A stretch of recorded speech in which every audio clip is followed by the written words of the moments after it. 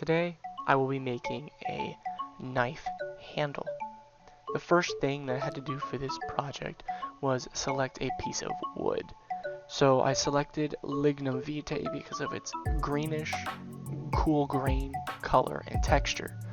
I then proceeded to trace on the pattern, which was provided with the knife scale, onto the piece of wood, so that I could then take it over to the DeWalt scroll saw and cut it out with a 9 TPI Bosch scroll saw blade. The 9 TPI, that is tooth per inch, managed to cut through this rather dense piece of wood very efficiently and left nice clean edges for me to work with for the next couple steps of the project.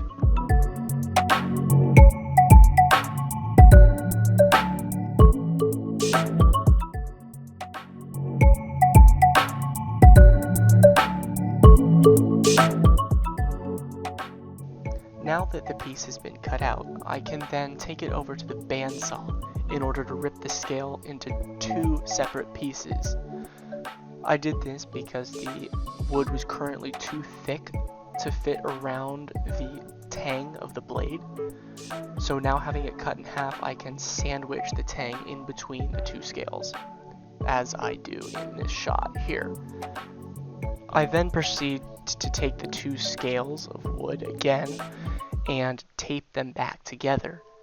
This is so that I can align them perfectly underneath the tang of the blade, so that I can take my metal pin marker and hammer it through the holes on the tang of the blade, leaving small little indents in the wood, so that I can take it to the drill press and the bits have a perfect mark to rest into for the through holes of the scales.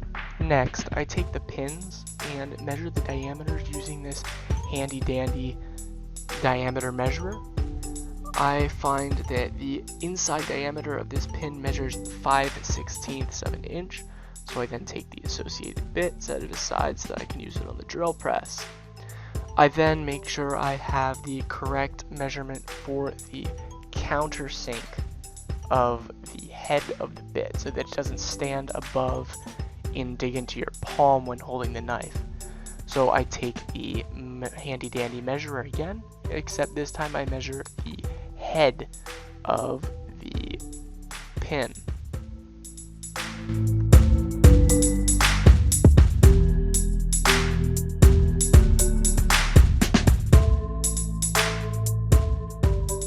I then take the scales over to the drill press, put in the right bit, and with the 5/16 measure, I go the entire way through the scales.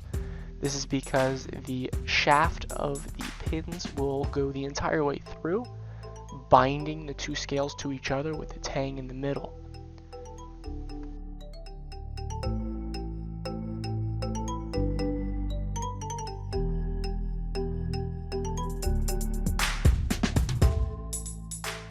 I then change over the drill bits in the machine in order to do the countersink on the scales.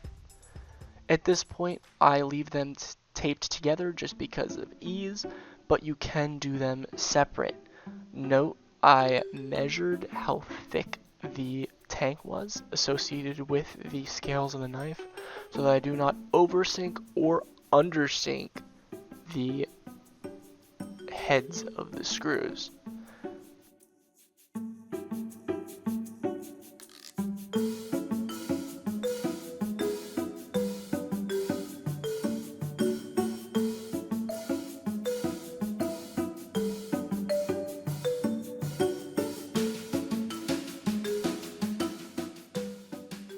That being done, I can then insert the shaft of the pins into one side and prep it for the epoxying onto the tang.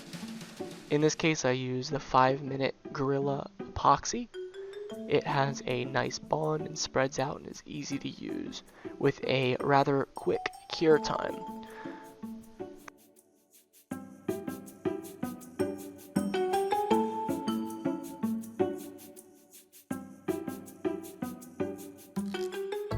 During this phase, I take a extreme care to make sure the entire face of the scale is covered in the epoxy.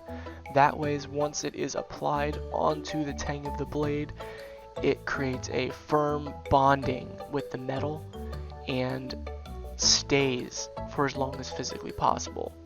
Not only does it do that, but it also pushes out to the edges and fills these small cracks around that may or may not be visible to the eye.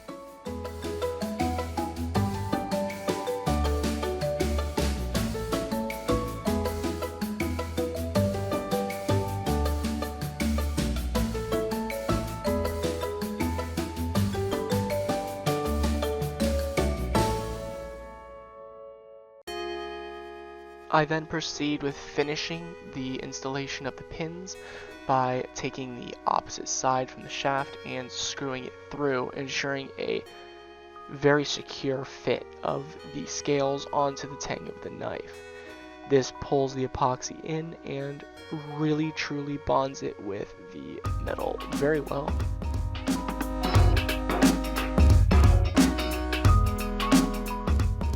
A couple hours later, after the epoxy is cured into a state where it's workable, you can then take it over to the sander, where it requires much work of shaping.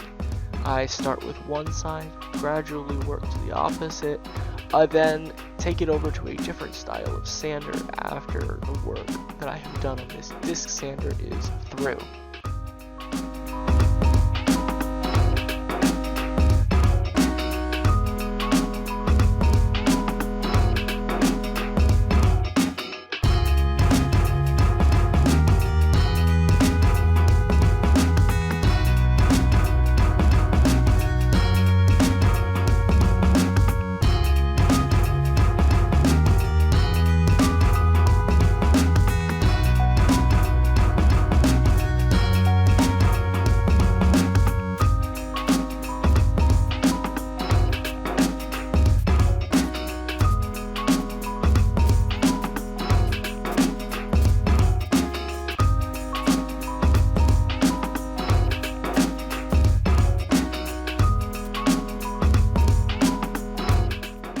I then proceed to finish up the detail work of the edges with the spindle sander.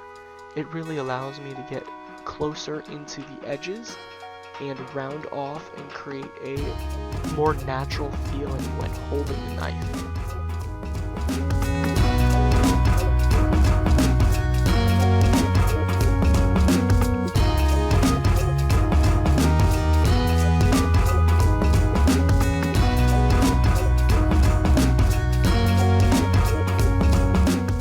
With much of the work having already been completed on the machine sanders, I then take it over to the hand sanding bench, where I hit it with some 320 grit sandpaper and a blow over with pressured air to remove any dust and debris sitting in the countersink holes.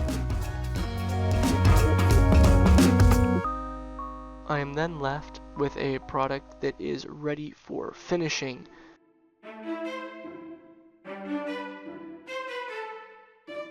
In this case, the first step of the finishing process was picking out an image to put on the handle of the knife. I used a Celtic knot because it looks nice on the wood style. I then grabbed a piece of carbon paper, taped it on, and transferred the image onto the handle so that I can then wood burn it.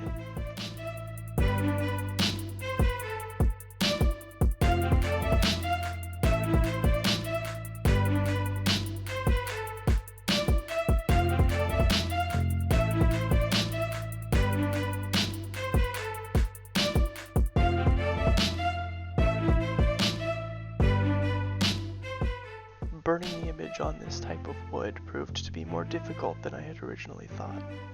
Regardless, I still managed to get a good print of the burn onto the wood, and it actually looked very pretty when I was done.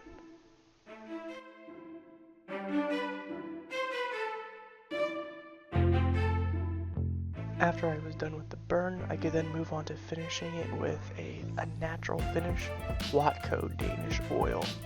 This would bring out the natural color of the wood and naturally ripen it and finish it to a point where it felt and looked nice. I thoroughly covered the whole surface of the wood so as not to leave any coloration differences on the handle.